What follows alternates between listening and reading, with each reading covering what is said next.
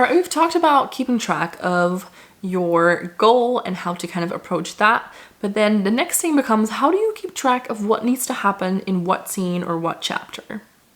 Hi, I'm Hananya Leclerc. I am a multi-genre writer who shares tips and tricks and talks about her life. Now, without further ado, let's get into the video. So once you're writing your book, you might be unsure what needs to happen where or what you're even putting where.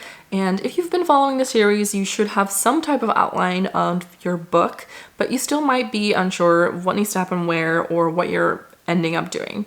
So something that can help is to kind of divide your outline into different sections. So you can either call them scenes or chapters, depending on what you prefer. I tend to do chapter-wise. In my head, it sometimes clicks better that way, so that's what I end up doing. But some type of way that you can do this is potentially using a notebook. So I, for example, for my vampire story, I have a specific notebook I use for that, and I take notes in that. Let me actually grab it. So for the vampire story, I have this notebook. It is a very basic small binder notebook. It says in the beginning, vampire story idea, and that's where I've been keeping track of my stuff. So I've included my beat sheet, which you guys have seen in detail in my videos. If you haven't seen them, make sure to go check them out. And then after that, I've also been doing kind of notes on my characters. So kind of character profiles, if you want to call it that, because I haven't actually written anything about character profiles in here. But just in general, notes on Lizzie, and then some notes on Jackson on how they kind of behave, what their typical manner is maybe. Then some what ifs. So if I have certain things that I'm thinking about as I'm writing this, of like, ooh, maybe I could do this, or ooh, maybe I could do that, I tend to write it down somewhere. I might write it down in my digital file, I might write it down in my notebook, but notebooks can be a great way to kind of have something next to your writing. So what I tend to do is grab a notebook somewhere, because it sometimes makes sense to just kind of jot it down quick and then continue writing.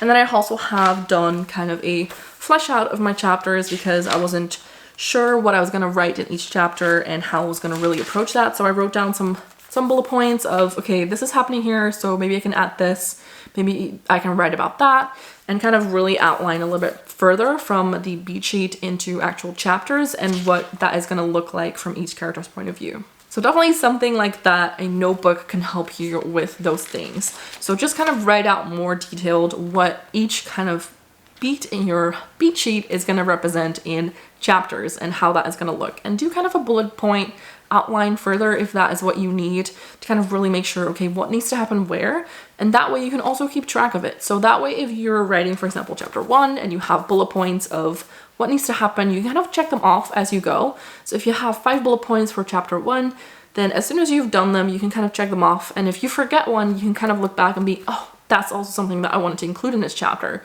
and make sure that you do it before you move on to the next chapter. So a notebook can definitely help you keep track of that. If you're more of a digital note taker, obviously you can do that too. You can do it in your favorite word processing tool. So the ones that I tend to use are Scrivener, Google Docs, or Notion for these type of things. Those can definitely be beneficial in kind of keeping track of what you're doing, or jotting down kind of the outline and how that looks in your chapter overview, or even maybe a scene overview if that is something that you do. And just in general, kind of it keeps track of, okay, this needs to happen here and this needs to happen there. Especially if I look at Scrivener, there are certain specific spots where you can fill in the description or synopsis type thing for your card. So if you have a scene card or a chapter card, the way that I do it is chapters, then I can write down kind of what needs to happen in that chapter on that card, and it will show up next to my writing document whenever I have Scrivener in the default view. So that helps me kind of keep track of everything as well as I'm writing, because I can see it right next to my document and I can always keep an eye on that. What you can also do is have the physical notebook, or you can have a totally separate document that you have your full outline in. It's really up to you, depending on your word processing tool that you're using. If you're writing your book and you're kind of unsure of how the whole thing is going to go, what might help is creating kind of a timeline view of things. So if you have your story and you have it, for example, be over the span of maybe, a year, maybe it's a month, that what you can do is maybe write down, okay, on this day, this and this and this happens. On this day, this and this and this happens. On this day, we have this. This is the big event that's on that day. and kind of have your story direct towards those events that are happening on certain days. That might be a nice way of kind of figuring out, okay, if I have this big event here, then I need to make sure that the shopping goes before that, and that the invites go even before that, and then I need to make sure that I RSVPs by this time, so that you can kind of figure out what needs to happen when in your story. I tend to not really use timelines. I have done it for my historical project that I've mentioned before, as I kind of want to make sure that everything lines up for the big moment in the book, which is the ball, and I want everything to kind of line up towards that. So I have a lot of events that need to happen before that. And I also have some letters that go in between people, and I want to make sure that, okay, if they send it by this date, then it takes this long for that to get there. So I need to make sure that it arrives on that day. But what happens on that day and what happens in between is kind of what I sometimes need to figure out. So I have done timelines for that, but in general, I don't necessarily do a lot of timeline stuff, unless sometimes maybe it's background information that I just kind of want to jot down. But I don't tend to use it.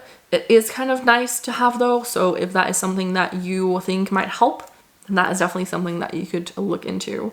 If you want to use a specific program for that, I know Campfire does that, and I know Aeon Timeline is a good one. I tend to not use these, so I can't really recommend them fully, but I know that other people have talked about these. So if that's something that you want to check out, then I will make sure to leave links down below. What you can also do in this sense is create kind of a Trello board. Now, if you're unfamiliar with Trello, Trello is a Kanban style board. So what you can do, for example, is create columns that represents your chapters or scenes, and then do little cards in between or in these columns that can kind of outline what needs to happen in those chapters or scenes. I've tried this and it's nice to kind of have an overview, but at the same time it didn't really work for me because I had to have a fully separate thing next to me digitally next to my writing, and that sometimes clash. Like, I do have two screens, so I can set that up, but I kind of didn't really like that because I like to be focused on my screen that I'm writing in, and having the notebook next to me is like, okay, I'm doing something completely different because it's a notebook.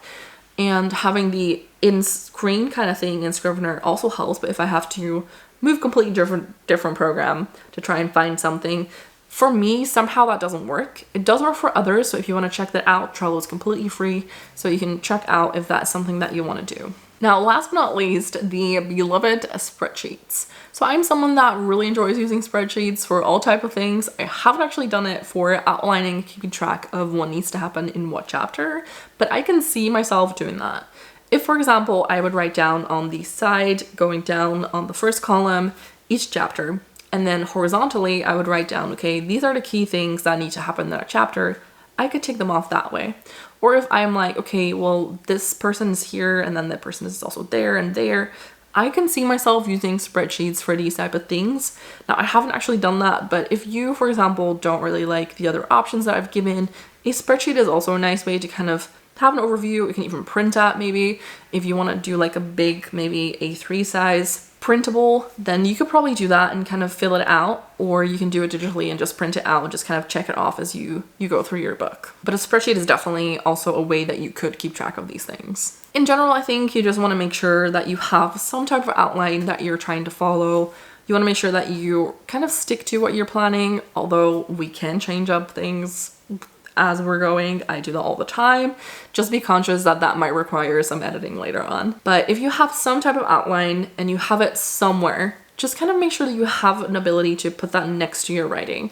Now, if that is digitally, then make sure you can pull that up next to your document. So if you're not using Scrivener, you don't have that little box function, then you want to make sure that you either have two screens or that you don't mind switching screens. If you are looking at different programs or different documents, then you want to make sure that you're okay with that. Or if you have it physically on a piece of paper, you kind of want to make sure you bring that with you when you're doing your writing session, so you can refer back to it and kind of make sure that that is still what you're doing and you're still on track for this book. I'm sure there are plenty more ways to do this and plenty more tips and tricks that you could find on this topic, but these are kind of the ones that I can give you for now.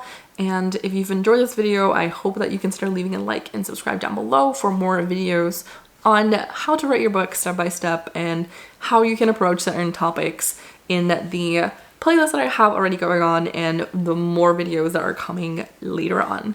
So with that, I hope to see you in the next one.